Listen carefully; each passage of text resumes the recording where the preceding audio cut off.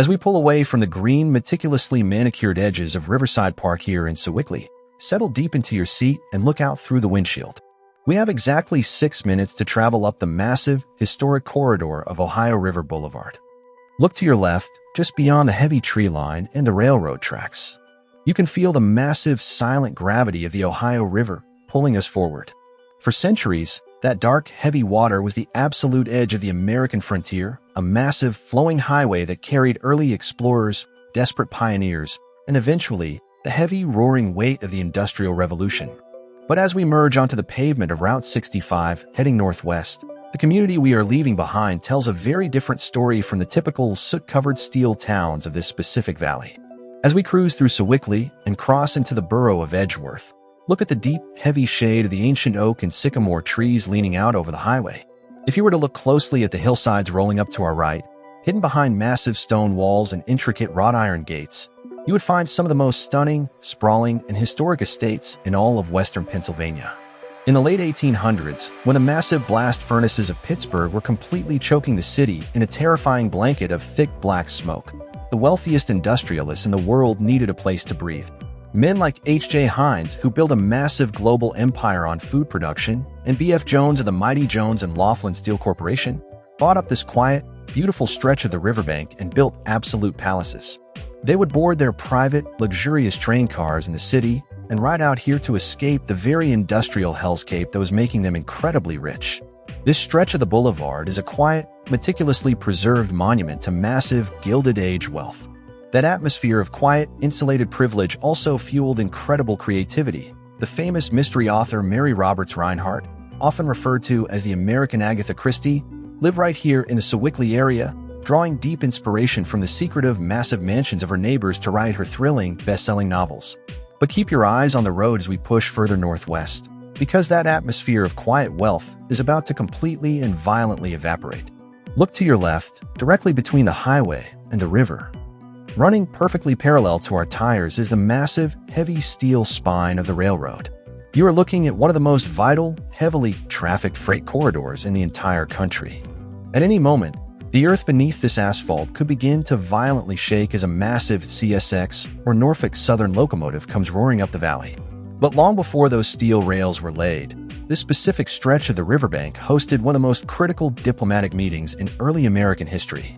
In the freezing winter of 1753, a young 21-year-old George Washington stood on this exact ground at a massive indigenous settlement known as Logstown.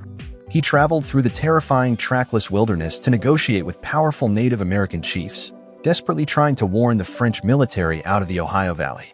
The diplomatic failures that occurred in the dirt right outside your window ultimately sparked the brutal French and Indian War, setting the stage for the entire American Revolution.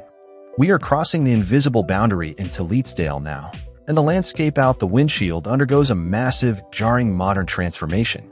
The deep, heavy tree canopy pulls back.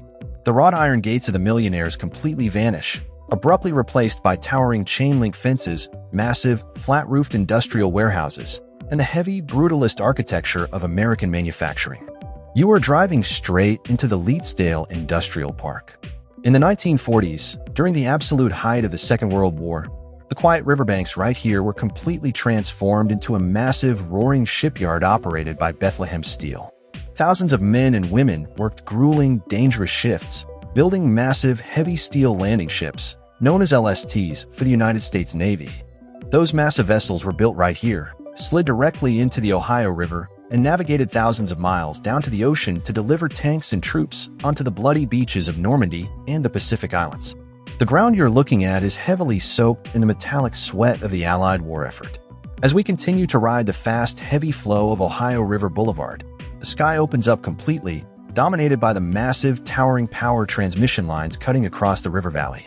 We are approaching the 4-mile mark, nearing the border of Beaver County and the historic town of Ambridge.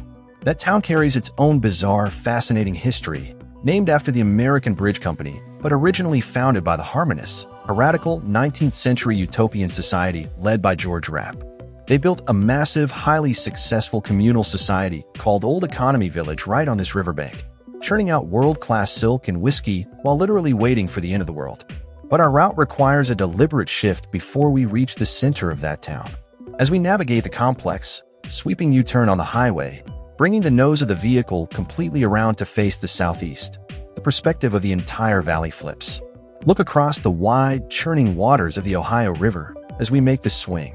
You can see the heavy barges, pushed by massive diesel-throbbing towboats, slowly fighting their way against the current, hauling thousands of tons of Appalachian coal, just as they have for over a century. It is a slow, relentless, heavy display of mechanical power. We are now gliding back down the southbound lanes of Route 65, settling into the final moments of our journey.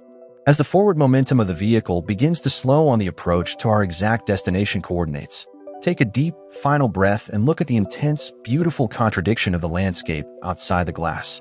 In exactly 6 minutes, you have traced the massive, ancient flow of the Ohio River.